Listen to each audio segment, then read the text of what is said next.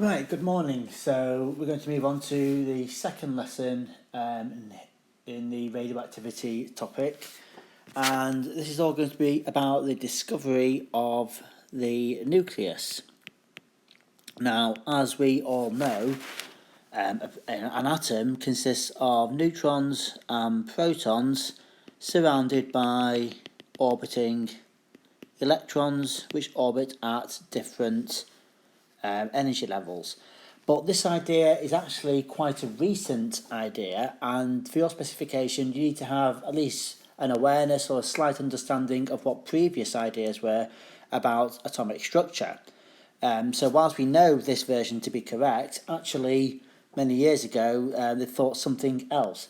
Now what people originally thought was the Plum Pudding model. Oddly titled, but what that meant was that we had basically an area of positive charge,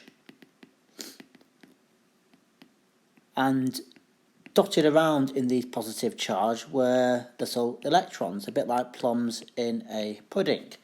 They'd already discovered the electron through ionisation and other experiments, so this had region of positive charge here, and electrons were just floating around in this positive charge. And for very many years, up until relatively quite recently, this was the standard model. This is what was taught in schools, and this is what an atom looked like. However, Rutherford came along in the 1930s, I think it was. I just had to check that. It's about in the 1930s, 1932, something like that. And he proposed a different idea, and that's because he came up with an experiment that proved that this version was actually correct, which was unheard of at the time. So, what did he do? And you need to have vague details of this. Well, he took an alpha source, and alpha fires radiation out, and it fires alpha particles, which are 2 protons and 2 neutrons, and it fired them at a very, very thin slice of gold. Now, as the alpha particles passed through here, strange things started to happen. First of all, most of them went straight through, no problem. Some of them, however, came out at a slight angle, and some of them actually bounced directly back. Now what he did is, if I do like a schematic of this, this is my alpha source firing it out on the gold nucleus. He had this big ring around here, and like I say, most of the particles came straight through with very, very little deflection, yet some of them were deflected back there and some of them actually bounced back, and this was 1 in 8,000 alpha particles bounced back. So from this experiment he was able to come up with some quite astounding conclusions, which was not really accepted at the time, but soon people had to get the evidence and listen to him. The first conclusion he made is that the particles in the gold foil must have a small nucleus, and the reason he came to that conclusion is because most particles were only deflected by less than 5 degrees. So most particles came straight through and were deflected by very, very little, so they didn't actually get near the nucleus. He also concluded that it must have a positive charge. And the reason because of that is this one here, 1 in 8,000, actually bounced back. He knew that alpha particles were positively charged, so the only way they could actually bounce straight back was if the gold foil over here, the nucleus in them, was consisted of positive charge as well. If these alpha particles were going to be repelled, that wouldn't happen with a negative charge. They'd be deflected, but they couldn't actually bounce off it because the positive and negative would attract. He knew that this nucleus, it must be small, it must have a positive charge, it must have the same charge or the inverted opposite as the electronic charge, or the or the electrons. So if there was 2 protons, it must be 2 electrons.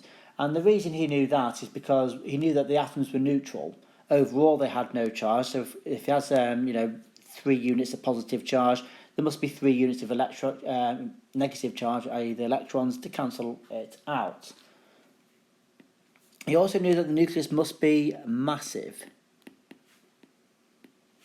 Now, I don't mean that as in it's huge. Put that in there. I don't mean that's going to be, giant, because obviously the nucleus is really, really small. But it must have comparatively a large mass. And that's because the alpha particle here, again back to this one, actually bounced back at this point. So if it had a small mass, the alpha particle would just knock the nucleus away, and it would carry on and you never see it again. But it has a large mass, it must be massive. So let's have just a quick look at what's going on a smaller scale. Actually look inside the nucleus, look at these electrons and see what's going on. So we've got basically a massive nucleus, i.e. a nucleus has a large mass. It doesn't mean it's actually big. And we know that this must be positive.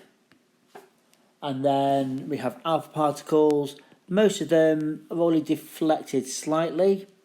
Might have another one down here. Again, not really deflected. But around 1 in every 8,000 was bounced back like this. That's 1 in 8,000.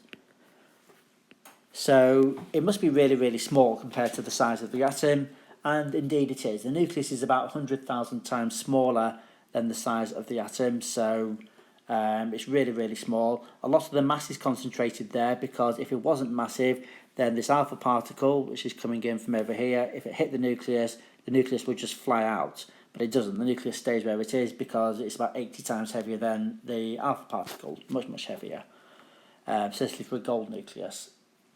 And the only way it can be backscattered, i.e. actually turn and change direction, is if the alpha particle, which has a positive charge, if the nucleus also has a positive charge, that way they're repelling each other and they come out. So there's 4 very important conclusions he made from this based on 4 observations of his experiment. And over time people began to accept this, and it's now taught in schools. It's now you can read it in books. This is the standard model of the atom. So the standard model of a very compact nucleus with orbiting electrons is actually quite a recent idea. It was only relatively recently this has been accepted, and it used to be a plum pudding model, which was a region of positive charge with little electrons dotted around in it. So what we need to know from this, or I'd like you to take away from this lesson, what the worksheet is going to ask you to do, is to name the 4 observations. So you want to name the 4 observations that Rutherford made, and basically relate each observation to a conclusion. For example, the fact that the alpha particle bounced back means that the nucleus must be positive charge. Or the fact that only 1 in 8,000 of them were backscattered means that the nucleus must be really, really small. So it's naming the observation and giving a reason or a conclusion based on that observation. So if you can have a go at the worksheet, that would be great. It'll be on Teams. I'll put it up there, and hopefully this will make a bit more sense. Thank you very much.